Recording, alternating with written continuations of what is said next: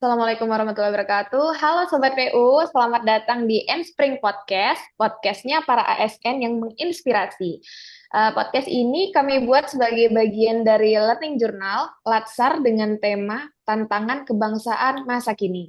Berdasarkan pemahaman dan refleksi pribadi dari kami masing-masing. Perkenalkan, saya Nina Santiadistia, atau biasa dipanggil Nina. Saya merupakan CPNS Penata Kelola Penyihatan Lingkungan Ahli pertama dari BPBPK Lampung, akan menjadi host di episode spesial kali ini. Tentunya kali ini saya nggak sendirian, ditemani oleh teman-teman dari CPNS PU dari berbagai daerah. Mungkin sebelum teman-teman memperkenalkan diri, ada pantun sedikit nih. Mungkin teman-teman bisa menanggapi ya. Baik, Uh, Pergi ke Palembang membeli garam. Cakep, cakep, Cakep, Membeli garam bersama teman. cakep. cakep. cakep. Selamat pagi, siang, sore, dan malam. Kenalkan kami calon-calon pemimpin masa depan. Oke, baik. Mungkin bisa langsung perkenalan ya. Mungkin dimulai dari siapa nih? Dari Mas Nata, boleh deh. Ya, baik. Perkenalkan teman-teman, nama saya Nata Kusuma Sacedibrata. Saya pengelola pengadaan barang jasa alih pertama. Saya di unit kerja BP2JK wilayah Jambi. Salam kenal semua. Salam kenal Mas Nata. Oke, selanjutnya. Perkenalkan Oh ya, silakan teman-teman. Bani. Oke, Nama boleh. Aku Tony Cat. aku boleh. Oh ya udah. Perkenalkan teman-teman semua. Nama aku Niken Wibasari Sanwa, bisa dipanggil Niken. Aku adalah pengelola sumber daya air ahli pertama di Balai Besar Wilayah Sungai Sumatera Delapan, Palembang. Salam kenal Mbak Niken. Oke, mungkin langsung Mbak Nadia. Oke. Halo teman-teman semua, perkenalkan saya Nadia Amira, pengelola keuangan APBN ahli pertama dari unit kerja BPJN Jam. Salam kenal Mbak Nadia. Terakhir, Mbak Nova.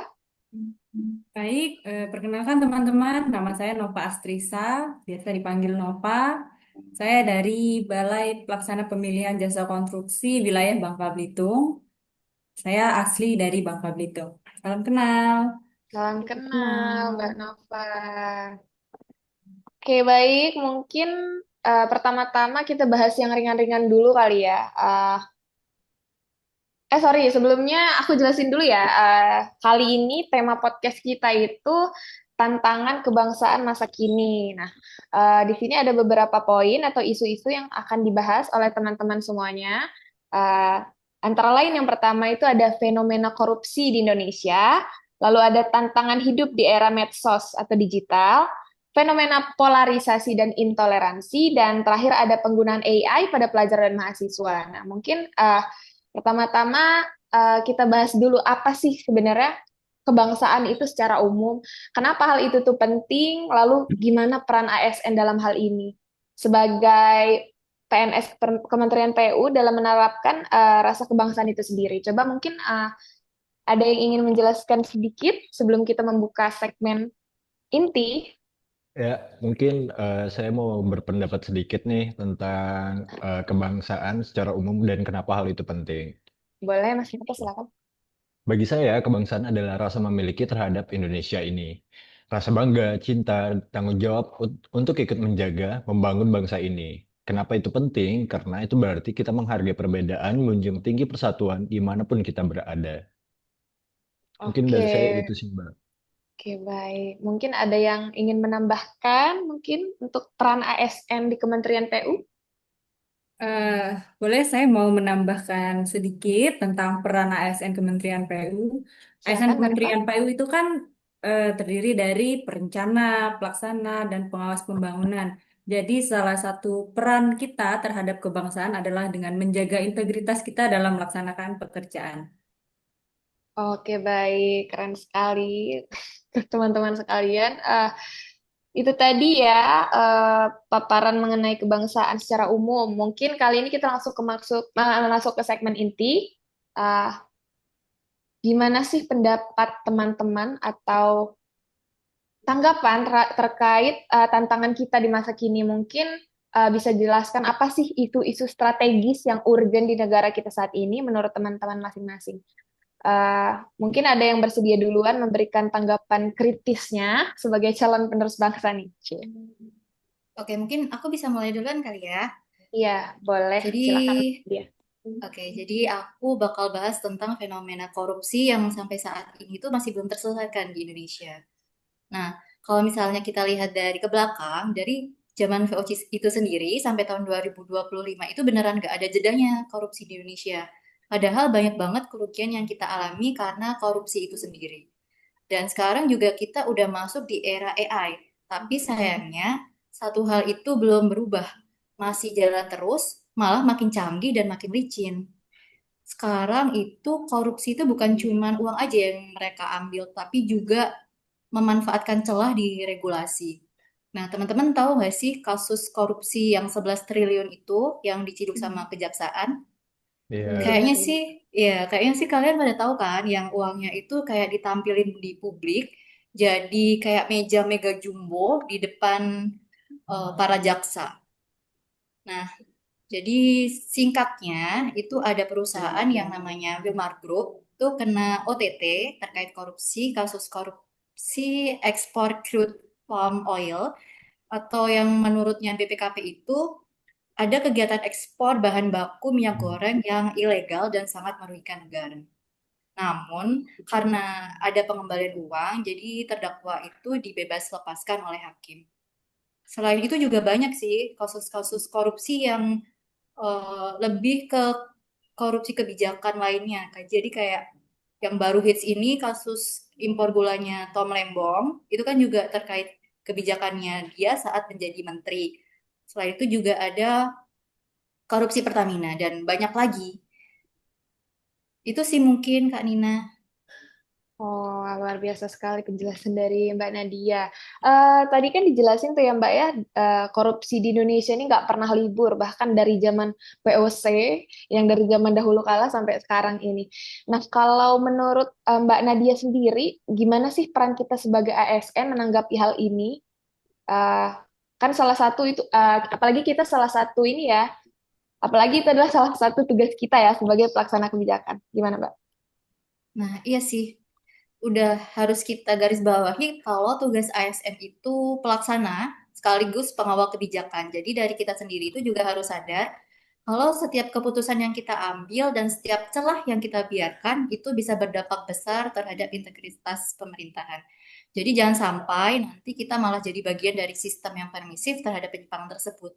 Justru di tengah-tengah kompleksitas kebijakan yang ada, peran kita sebagai ASN itu sangat penting dalam menjaga transparansi, akuntabilitas, dan juga memastikan bahwa kebijakan yang kita jalankan itu sesuai dengan nilai-nilai anti korupsi. Oke, baik. Tadi kan Mbak Nadia nyinggung sedikit tuh ya, di zaman sekarang ini marak penggunaan AI. Nah, mungkin di sini nih bisa langsung dijelasin ya terkait penggunaan AI pada pelajaran mahasiswa, terkait terkait perkembangannya yang makin marak di zaman sekarang. Mungkin Mbak Nova ya ingin menjelaskan sedikit.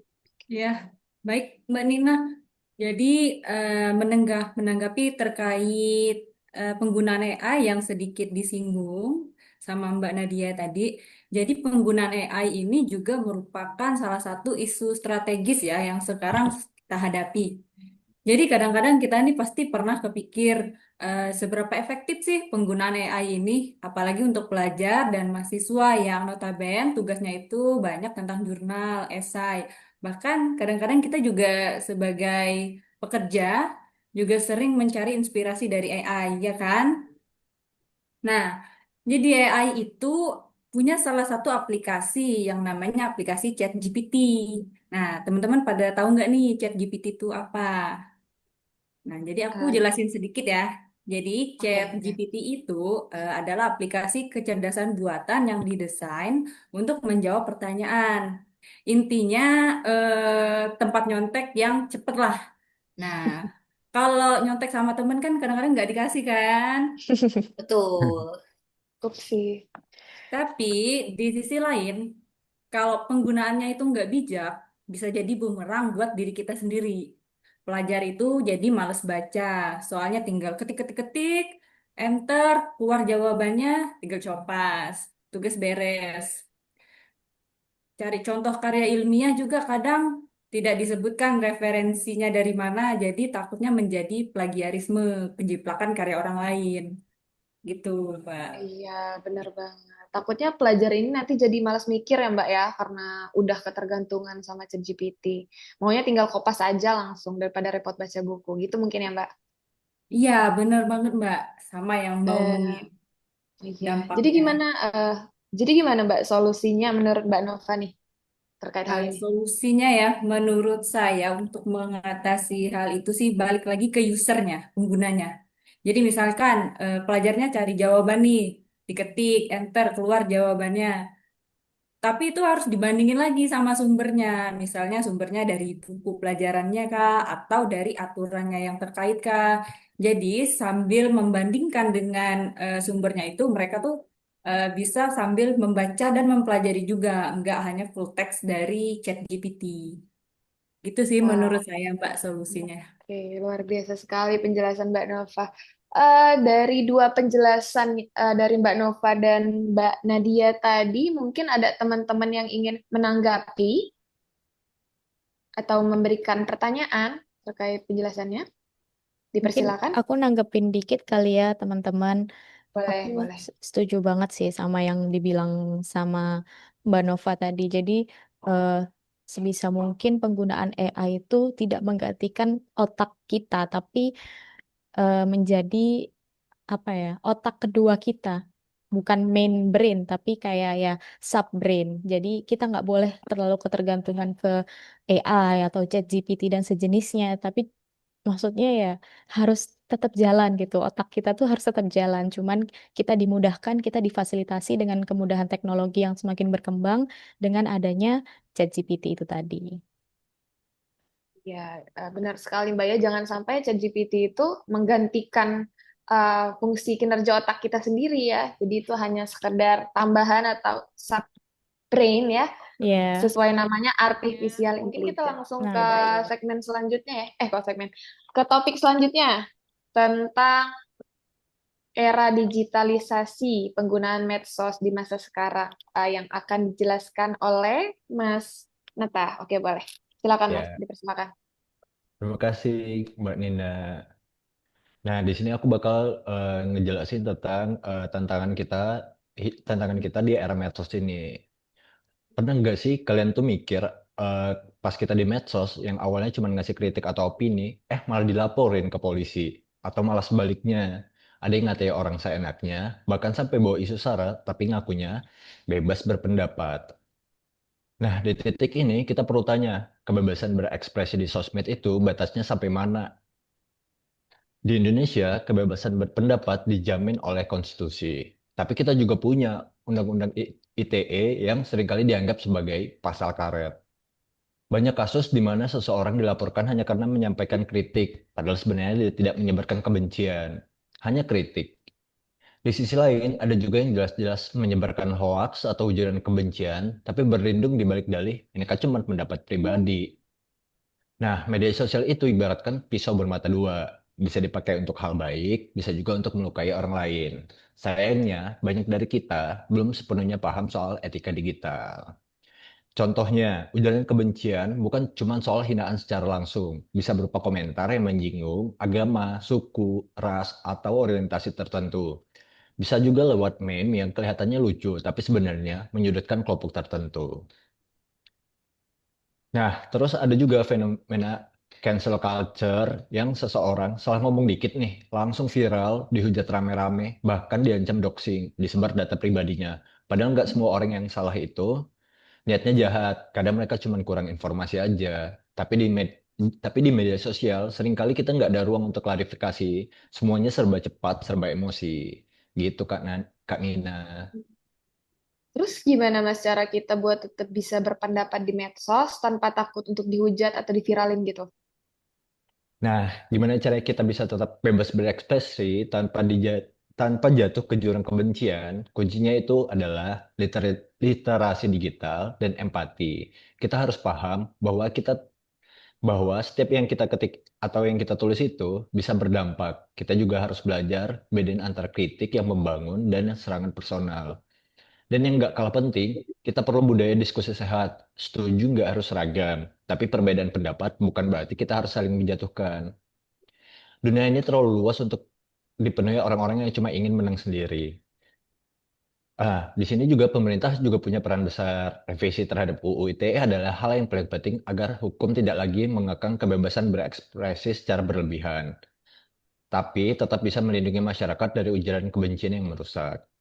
Karena yang akhirnya kebebasan berekspresi bukan berarti bebas menghina. Kita boleh bicara apa aja, tapi kita juga harus siap bertanggung jawab atas apa yang kita sampaikan. Nah, jadi yuk kita generasi yang berani bersuara, tapi juga kita tahu harus mendengarkan dan bertanggung jawab. Gitu, Kak Nina.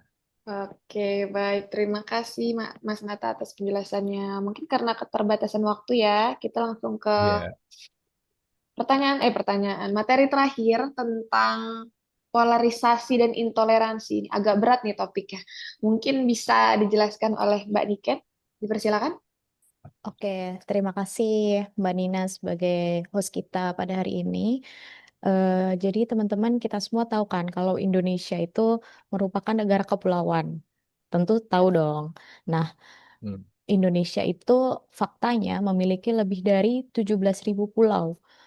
Hal itu tentu membuat suku, budaya, agama yang sangat beragam di Indonesia ini.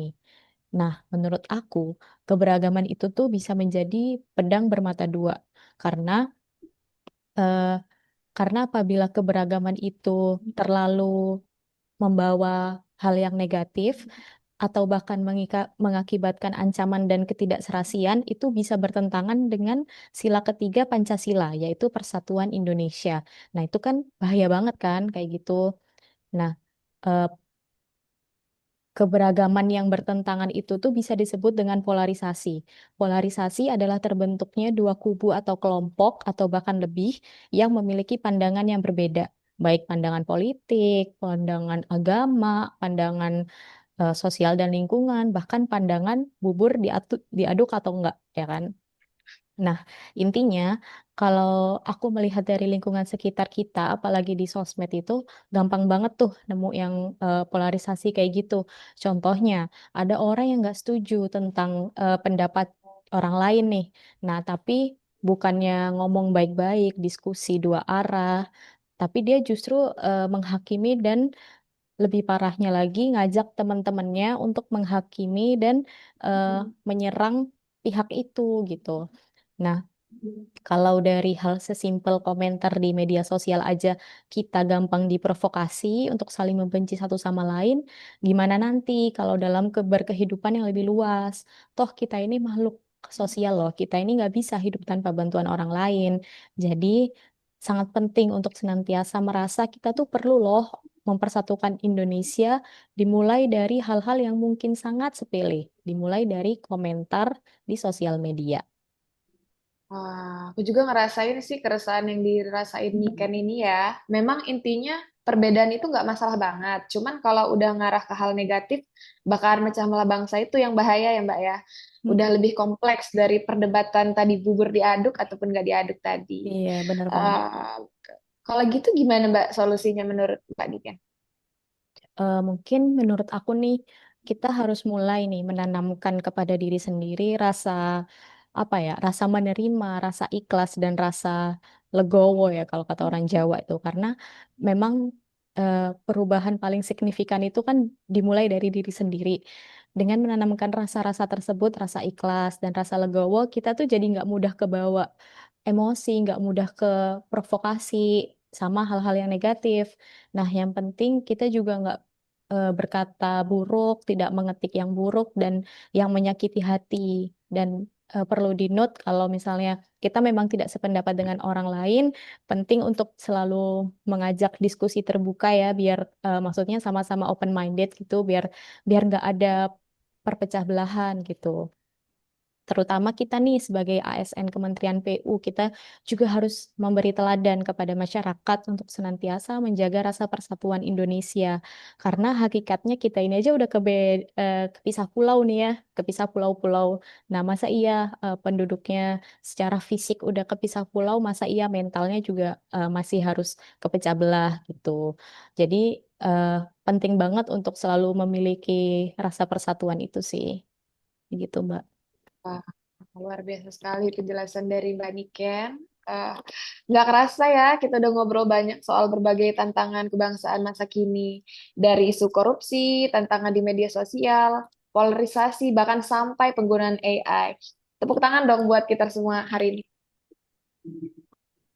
Dari semua ini mungkin nunjukin satu hal penting ya, bahwa menjaga bangsa ini tuh bukan cuma tugas segelintir orang aja, tapi tanggung jawab kita semua, terutama kita sebagai ASN, si calon-calon pemimpin masa depan tadi. Oke, Sobat PU, mungkin kesimpulan podcast hari ini ya, mungkin karena keterbatasan waktu, kita langsung ke kesimpulan aja. Rasa kebangsaan itu nggak cuma soal atribut atau seremoni, tapi lebih ke gimana kita bersikap setiap hari, gimana kita saling jaga, saling menghargai, dan nggak cuek sama sekitar. Di tengah dunia yang makin cepat berubah, kita itu tetap butuh pegangan, nilai-nilai kayak empati, persatuan, dan integritas. Mungkin ada satu quotes dari Bung Karno, asik. Bangsa yang besar adalah bangsa yang menghargai jasa pahlawannya. Tapi menurut kita nih, bangsa yang kuat juga adalah bangsa yang gak gampang nyerah, terus belajar dari tantangan, dan berani speak up waktu ada yang gak beres. Jadi yuk bareng-bareng kita rawat rasa cinta tanah air ini, mulai dari hal kecil, jaga etika di medsos, tolak korupsi dari diri sendiri, rangkul perbedaan, dan gunakan teknologi secara bijak. Kita kan generasi yang melek informasi, saatnya kita juga buat jadi generasi yang melek tanggung jawab. Oke. Mungkin sebelum kita akhiri podcast yang luar biasa kali ini, kita jargon dulu kali ya. Boleh, Boleh, boleh. boleh. Boleh, boleh. Oke, dimulai ya. 5 sudut pandang. Satu frekuensi. From river to the sea. Podcast inspiring. Siap menginspirasi. Oke, tepuk tangan buat kita semua. Sampai jumpa di Inspiring Podcast selanjutnya. Bye-bye. Bye. Bye. Bye.